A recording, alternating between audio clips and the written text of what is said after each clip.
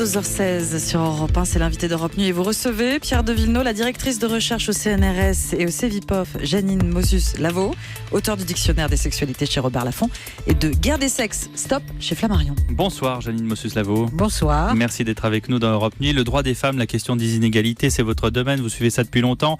Ce lundi, les femmes étaient invitées à cesser le travail à 16h34, 7 secondes pour protester contre les écarts de salaire à 15,1% selon Eurostat. C'est une moyenne. Que pensez-vous de cette initiative, de ce coup de gueule ? Je pense que c'est plutôt sympathique et ça attire l'attention sur un problème récurrent, puisque ces inégalités de salaire, elles durent. Et malgré tout ce qui a pu être fait, elles continuent, disons, à pénaliser un certain nombre de femmes. Je note que vous dites malgré ce qui a été fait. Qu'est-ce qui a été fait ? Disons, pas mal d'abord d'actions, disons des associations, des femmes elles-mêmes, des féministes, etc. Et puis aussi des lois. Il y a eu des lois à diverses reprises en faveur de l'égalité des salaires hommes-femmes. Avec, on va pas remonter, disons, au calendrier grec, mais enfin, Yvette Roudy, en son temps, avait lancé, disons, ses premiers travaux législatifs. Est-ce que ces lois sont appliquées ? Parce que souvent, c'est ça le problème. Voilà, c'est le problème des lois qui ne sont pas toujours appliquées. Et puis aussi, je dirais, de la structure de la population active. C'est-à-dire que les femmes ont souvent un temps de travail, disons, moins long à certains moments, qu'elles sont plus souvent à temps partiel, et que ça se répercute après sur des carrières qui, normalement, devraient être plus égalitaires. Alors, faut ajouter à ça aussi le fait que c'est souvent plus facile pour des chefs d'entreprise de dire qu'ils préfèrent embaucher des hommes, parce qu'enfin, ils le disent pas, mais ils le disent pas, mais enfin, d'embaucher des hommes, pas le dire, parce que ils se disent que les femmes, elles vont avoir, selon leur âge, une grossesse, congé maternité, etc. Donc, il y a toutes ces choses qui font que c'est difficile d'arriver à cette égalité que tout le monde souhaite et qui, disons, devrait être la norme partout. Je vous sens presque un peu défaitiste. Je vous sens presque baisser les bras après toutes ces années. Non, moi je suis pas défaitiste parce que je vois que d'abord, on est quand même un certain nombre à continuer à attirer l'attention sur tous ces problèmes et à dire que l'égalité c'est quand même très important. Mais il y a aussi des jeunes maintenant, des jeunes féministes qui prennent la relève. Alors avec des méthodes plus spectaculaires, notamment, je pense aux Femen, mais à d'autres qui n'hésitent pas, disons, à employer des moyens que les associations, en tout cas les féministes, disons d'il y a 20 ou 30 ou 50 ans n'employaient pas. Donc ça attire plus l'attention. En plus, il faut voir qu'avec Internet, les réseaux sociaux, la moindre, disons, inégalité repérée est immédiatement dénoncée, que les manifestations sont annoncées, donc on peut rameuter beaucoup plus de monde. Donc tout ça donne de la visibilité à cette situation.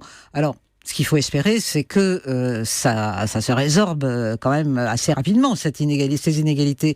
Mais il faut voir que c'est pas toujours simple, parce qu'il y a aussi un formatage, je dirais, des femmes, mais y compris dans les jeunes générations, qui font que souvent, quand elles arrivent pour demander un poste, égalité avec un garçon, par exemple, elles ne se surestiment pas autant que les garçons surestiment. Comment est-ce qu'on explique ça ?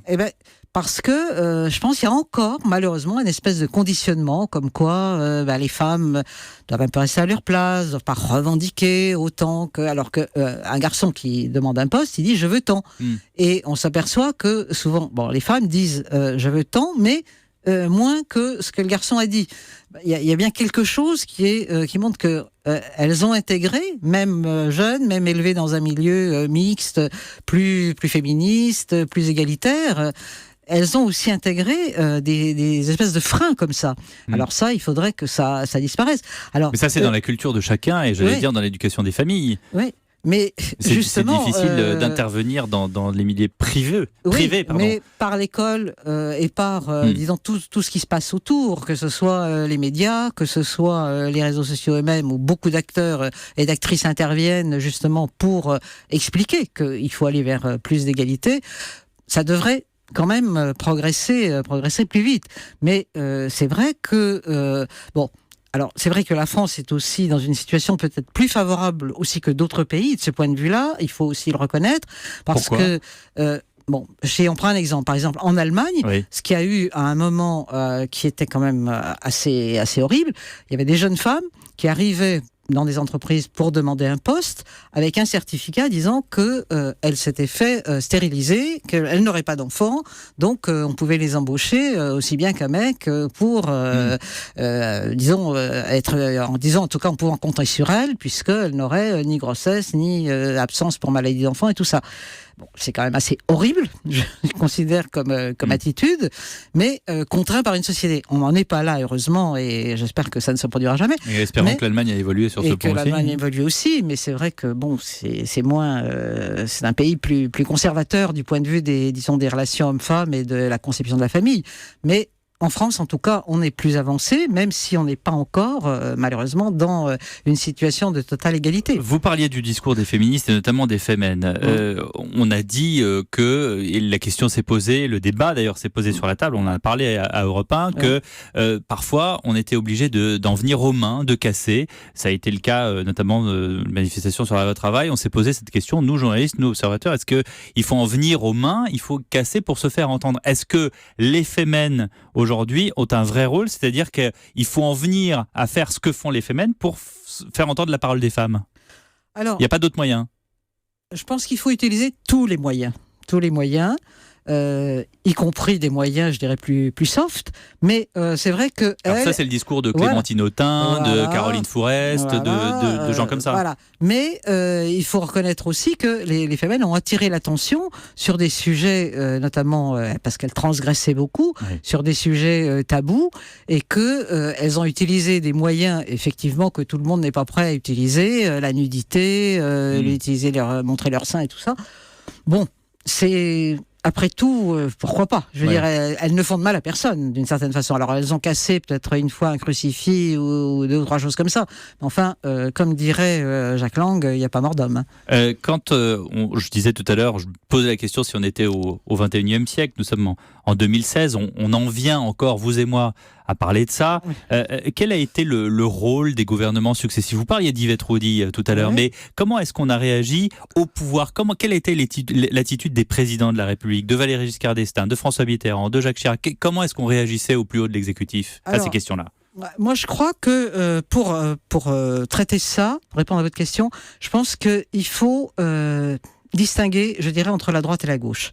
Sur la question des femmes, je pense que c'est important.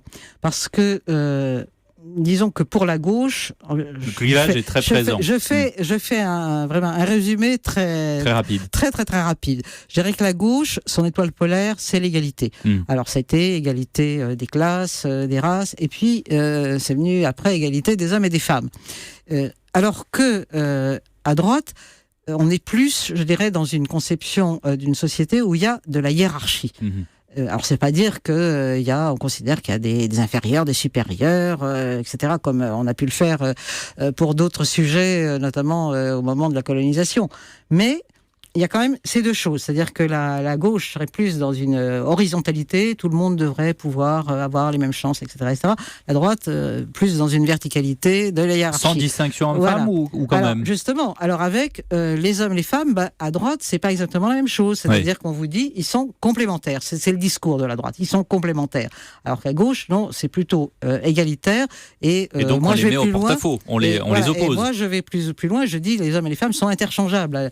Dans pas longtemps, je veux dire, on va vers l'indifférenciation. Bon, ça, évidemment, c'est pas entendu par, disons, à droite de l'expliquer. Donc, les politiques suivies ont été, c'est vrai que la gauche a plus fait pour l'égalité homme-femme, parce que c'est dans son ADN de se battre pour l'égalité. Et dernière question, est-ce que vous êtes confiante pour l'avenir? Moi, je suis tout à fait confiante. Mais bon, on me dit parfois que je suis trop optimiste, mais je suis totalement confiante parce que je vois d'où on vient.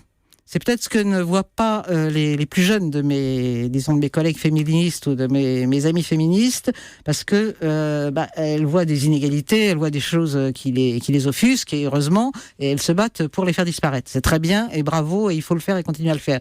Mais moi, comme je suis un peu plus âgé, je vois d'où on vient. Je vois on vient d'une société quand même il n'y a pas si longtemps où l'avortement était interdit, où les femmes devaient demander des autorisations pour tout un tas de choses. Enfin, je ne vais pas vous faire la liste, parce que c'est évident pour tout le monde, tout le monde la connaît.